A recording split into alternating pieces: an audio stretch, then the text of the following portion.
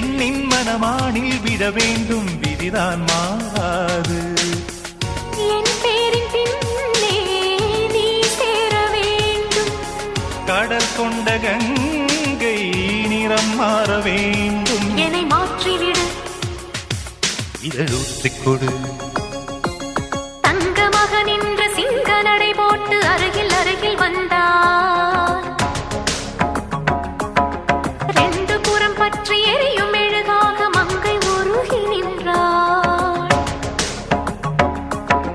தங்க மகன் என்று சிங்க நடை போட்டு அருகில் அருகில் வந்தார்.